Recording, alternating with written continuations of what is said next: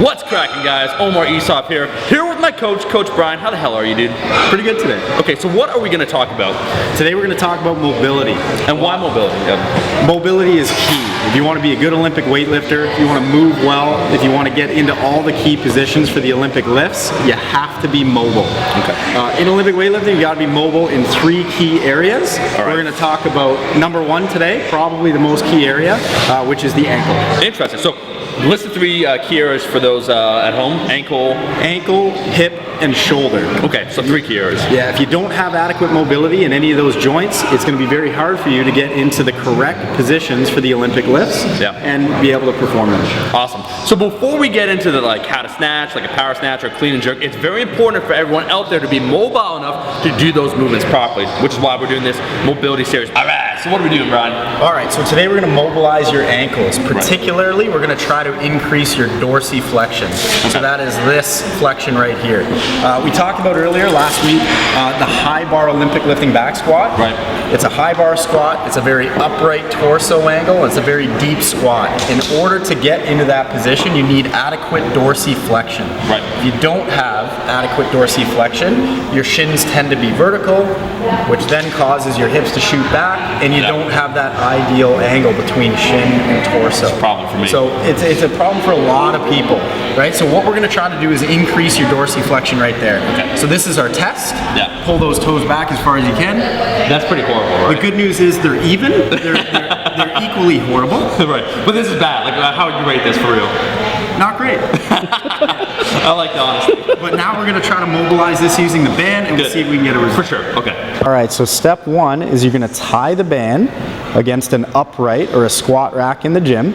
So you're going to loop the band over itself, keep it low, and then you're going to put it around your ankle, right around the malleoli there, the ankle bones. Then Omar's going to walk his foot as far as he can away from the squat rack, and then assume the split squat position. Voila. And now he's going to get into a split squat, getting hamstring to calf while keeping his right foot flat on the ground. You got it.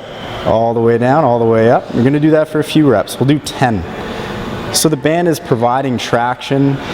Omar is going to work this ankle through its full range of motion. You can see there that ankle is already resembling a full high bar back squat. And you're just letting the band do all the work.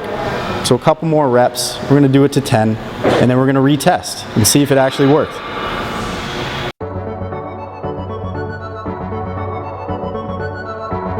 All right, so we've already got a difference of a couple of degrees. This is true. So like even 1 or 2 degrees more dorsiflexion might be the difference between squatting with a pitched forward angle, right, like a low bar powerlifting squat, versus a parallel torso and shin angle. So a couple of degrees might make all the difference in the world. It's working! It's working. All right, good. So we're going to do that side. And if all else fails, if that did not work at all, there's always weightlifting shoes. Now explain this.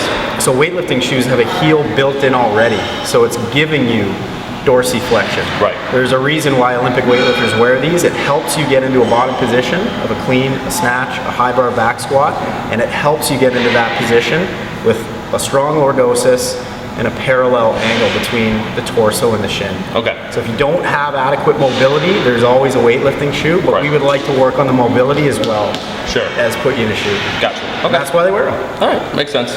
All right, so in this next mobility series, we will be mobilizing the hip, particularly the capsule. So again, if you're having trouble squatting to depth, high bar style, or your Olympic lifting, and you've done the ankle mobility series and it doesn't quite get you into the right position, it might also be an issue with a lack of hip mobility. So this would be the next thing that we would approach. So Omar has looped the band around the back of his foot, then crossed it over the front of his foot, which will create a lot of traction, as you can see in this position. So the band is pulling against that hip and creating traction at the capsule. So that's position number 1. He's just going to hang out there for a few seconds, take a few deep breaths, and then he's going to transition over to his front, where he's on his knee, but that right leg is just relaxed and extended, and the band is doing all the work. From that position, he can rock forward, and he can even rock from side to side, which is going to create a lot of great traction at the capsule and change the angle and create some great changes in his overall range of motion at the hip. Feels really good, it's very relaxing, but it's a great thing to do before prepping for the squats.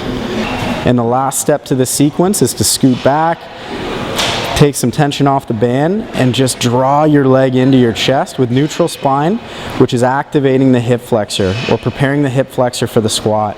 It's not just a matter of being super mobile in the hips, but also having activation or strength in the hip flexors to help get you into that bottom position with neutral spine. So this is a great way to prepare for the squat by activating the hip flexor.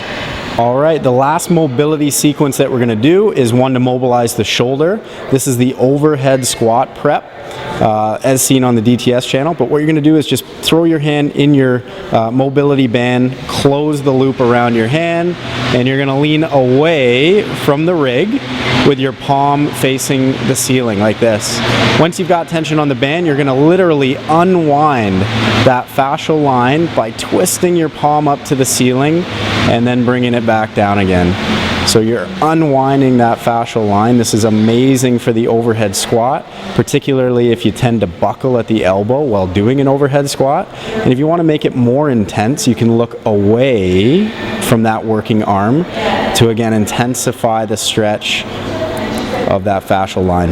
So you're just unwinding that chain, 5 to 6 reps, however long it takes until it starts to back off, and that should be enough on that one side. In this mobility sequence, we're going to be mobilizing the shoulder, particularly prepping Omar for the overhead squat. So he begins with the band on the rig and his hand or his wrist through the band, and you're going to face away from the rig with your palm up. Then you're going to literally unwind that fascial line by twisting the palm up to the ceiling. And this creates a lot of tension and you feel a good stretch throughout that bicep and all the way up the shoulder. This is great for the overhead squat, particularly if your arms or your elbows buckle during the overhead squat. And to intensify this stretch, Omar can look away from the band even further, which will make it just that much more intense. Boom! Well, Brian, that was a great, concise, mobility series. Why use a band? People might be wondering, and why that sequence in particular. Right, well, I mean, that's just the tip of the iceberg, really, for mobilization. I mean, there's a lot of guys out there that specialize in it and make it their bread and butter, like the Kelly Starretts of the world, the Kevin Darby's at DTS. I like the band because it works for me. I mean, you don't have to use the band. You can use a ball, a lacrosse ball, foam roller. All of those things are great methods to mobilize. Right. I find the band is great bang for your buck, though. Okay. Like within a few short minutes, we were able to mobilize ankle, hip, and shoulder, which are the 3 key areas that we need to mobilize for Olympic lifting. And I find the band works really well. Where do you get a band? That's a good question. We get ours at our gym from the DTS website. Okay. They're pretty much selling for cost on that website. It's a good quality band. Yeah. And they're the ones used in those like demo videos, so that's good. Yeah. But again, it's just easy to use. Like as a weightlifter, I've tried almost everything that you can do to help mobilize the body. Right. From static stretching to lengthy warm-ups. You're not going to get too much better bang for your buck than those bands. Makes complete sense. Guys, if you like this video, make sure to like the video and also leave a comment in the comment section below what you want to see more of, whether it be mobility or now we can finally slowly start getting into Olympic lifting. Brian, thanks for being on. Make sure to follow Brian on Instagram. What is it, Brian? B_March27. He's still waiting for that MCM or that MCE. Make it happen, people. And we'll be seeing you guys in that next video. Peace.